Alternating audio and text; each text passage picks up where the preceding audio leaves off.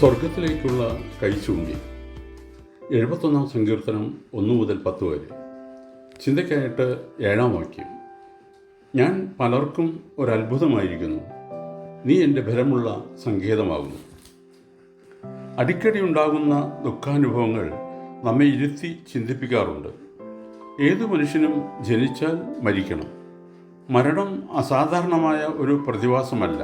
പക്ഷേ അത് അകാലത്ത് അപ്രതീക്ഷിതമായി ഉണ്ടാകുമ്പോൾ കൂടുതൽ സങ്കടകരമായ അനുഭവമായി തീരുന്നു.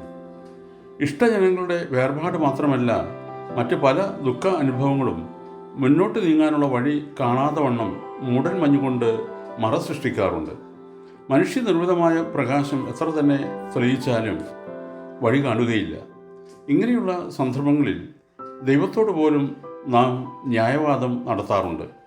ജീവിതത്തിൽ ദുരനുഭവങ്ങൾ നേരിടുമ്പോൾ നാം വിസ്മരിക്കാറുള്ള ചില കാര്യങ്ങളുണ്ട്. ഒന്നാമത്, ടെന്നിസൺ പറയുന്നത് പോലെ ദൈവം അവിടുത്തെ ഹിതം നമ്മെ അറിയിക്കുന്ന സന്ദർഭമായി മനസ്സിലാക്കുവാൻ നമുക്ക് കഴിയണം. ദുഃഖ അനുഭവങ്ങൾ നേരിടുമ്പോൾ ദൈവമേ എന്ന് വിളിക്കാത്തവർ വിരളമാണ്. ദൈവത്തിങ്കിലേക്കുള്ള കൈചൂണ്ടികളാണ് നമ്മുടെ ജീവിതത്തിൽ സംഭവിക്കുന്ന എല്ലാ ദുഃഖാനുഭവങ്ങളും. ദൈവഹിതം നമ്മെ അറിയിക്കുന്ന സിഗ്നലുകളാണ് അവ എന്ന് പറയുന്നതും ശരി തന്നെ. മനുഷ്യവർഗം മുഴുവൻ ദൈവത്തിൻ്റെ മക്കളായി തീരുകയാണ് അവിടുത്തെ ഇച്ഛ. പരമ്പരാഗതമായ മത അനുഷ്ഠാനങ്ങളും മതഘടനകളും ദൈവത്തെ സമീപിക്കുവാനുള്ള അനുകൂല സാഹചര്യം ഒരുക്കി തന്നേക്കാം. എന്നാൽ ക്രിസ്തുവും അവിടുത്തെ പിതാവ് തമ്മിലുണ്ടായിരുന്ന പോലെയുള്ള വൈയക്തിക ബന്ധമാണ് മനുഷ്യനും ദൈവവും തമ്മിലുണ്ടാകേണ്ടത്. ദൈവവുമായി ഇങ്ങനെയുള്ള ഒരു ബന്ധം ഉണ്ടാകുമ്പോൾ സമൃദ്ധമായ ജീവൻ നമ്മിൽ നിന്നൊഴുകും. ഈ ബന്ധത്തിൽ ജീവിക്കുന്ന ഒരു മനുഷ്യൻ്റെ ജീവിതത്തിലെ കുരിശ് ശാപമല്ല, പിന്നെയോ സ്വർഗത്തിൽ നിന്നുള്ള കൈച്ചൂണ്ടിയായിരിക്കും. വേദനാജനകമായ സംഭവങ്ങളോ സാഹചര്യങ്ങളോ മാത്രമല്ല, കൂരിരുളിൽ പ്രകാശം വിതറുന്ന വേദവാക്യങ്ങളും ദൈവത്തിൻ്റെ പരിശുദ്ധാത്മാവും നമുക്ക് വഴികാട്ടിത്തരും.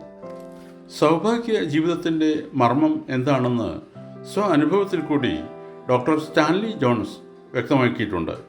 ഒരിക്കൽ അദ്ദേഹം മുട്ടിന്മേൽ നിന്നുകൊണ്ട് ദൈവത്തോട് ഇങ്ങനെ ചോദിച്ചു: ഞാൻ എന്താണ് ചെയ്യേണ്ടത് കർത്താവേ? നിനക്കുള്ളത് മുഴുവൻ നീ എനിക്ക് നൽകുമോ? ഉള്ളിൽ നിന്നും വ്യക്തമായൊരു ചോദ്യം. ഞാൻ നൽകും, ജോൺസിൻ്റെ മറുപടി. എന്നാൽ എനിക്കുള്ളത് മുഴുവൻ എടുത്തുകൊള്ളുക, നീ ശുദ്ധീകരിക്കപ്പെട്ടിരിക്കുന്നു. ഉള്ളിൽ നിന്നുള്ള ആ ശബ്ദം ഡോക്ടർ ജോൺസ് കേട്ടു.